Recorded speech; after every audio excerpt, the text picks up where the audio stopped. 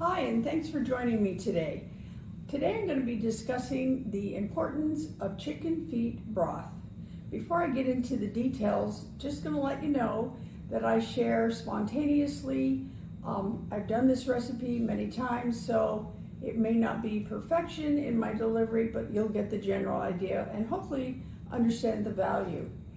First of all, just let me go into some scientific details about this.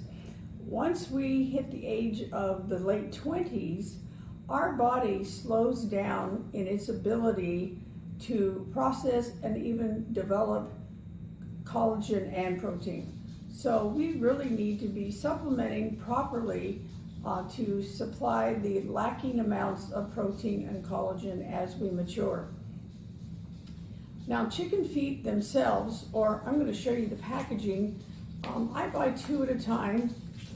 They're called chicken paws from my grocery store. They may be called chicken feet. At my store, it's just a general store that you can get them at.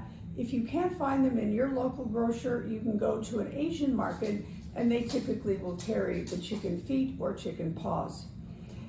Chicken feet are really mostly collagen, and that's the beauty of this recipe and the value of making this broth.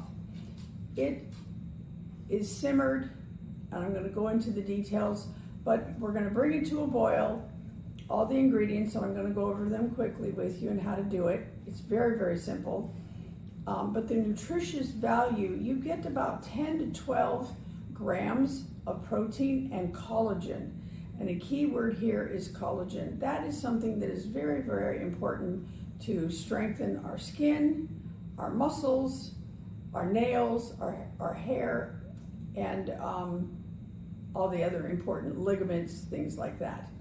So let's get into the recipe. So again, I mentioned I buy 2 packages. This one has about a pound per package. So I get a very large bowl like this, glass or stainless steel.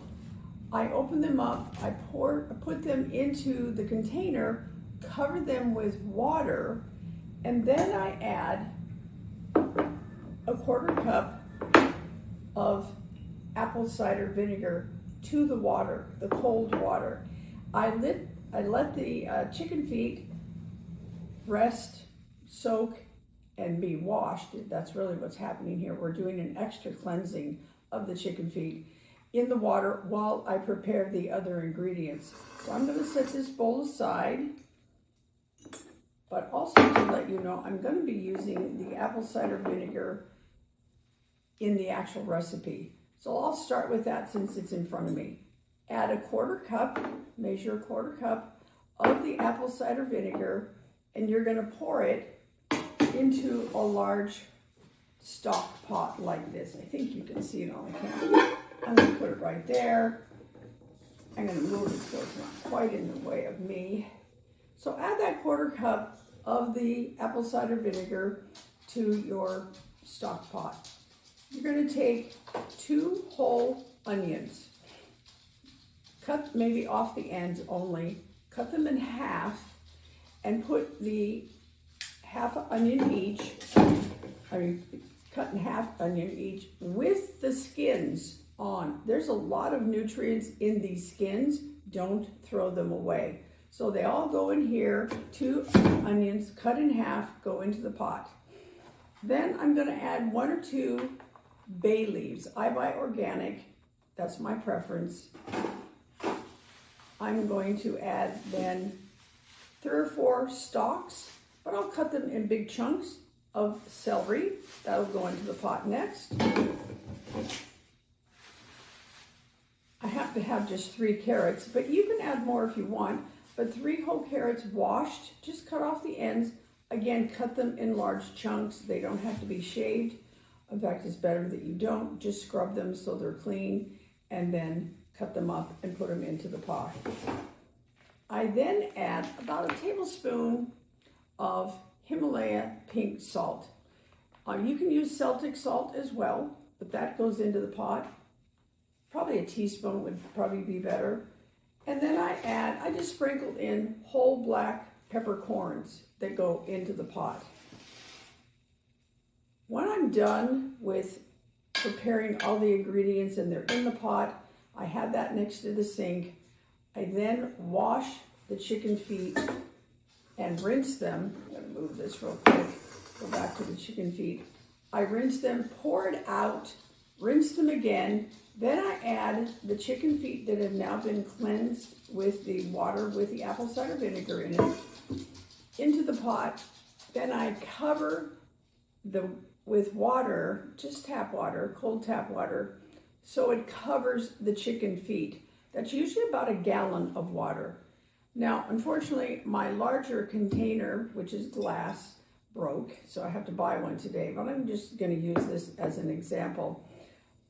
After you cook this, let me go back to the cooking method real quick here. Bring this to a boil on the stove. Bring it down to a low simmer. Cover it, and then let it simmer 4 to 6 hours. Now, I don't typically leave the house while it's cooking on the stove. I don't think that's safe, but just set aside some time that you know you're going to be home doing other things and let this simmer 4 to 6 hours. Once you're done cooking, take the lid off. You want it to cool because you're now going to be handling it in just a minute. I usually let it cool down for about an hour. Then I take it to the sink and I take everything out and put it into the trash, which would mean the chicken feet, the carrots, the celery, everything else, and I strain and pour it into my large mouth glass container where just the broth is going to go into the container. I think that makes a lot of sense to people. So now you're left with this fabulous chicken feet broth that you can chill and let it come to room temperature before you put it into the refrigerator. And then on a daily basis, I scoop out, it's very like Jell-O, gelatinous, I think is the word, how you pronounce it. And it's very thick because it's really full of collagen. It's just very collagen rich. So I take a tumbler, maybe a 10, 12 ounce tumbler full. I heat it on the stove, in a small saucepan, pour it back into the tumbler, and I sip on that throughout the day. It does a couple of things. One of the things, obviously, is that it's feeding me some collagen and protein. It also quenches and curbs my appetite, so I don't overeat during the day, and I'm getting that additional, very bioavailable collagen and protein in my system throughout the day. This is very quick. I do this on a weekly basis, so I always have it available to me. I also use it in my cooking. So like today, I'm going to do a chicken casserole recipe, and it calls for chicken broth. I will be using this chicken broth in my cooking.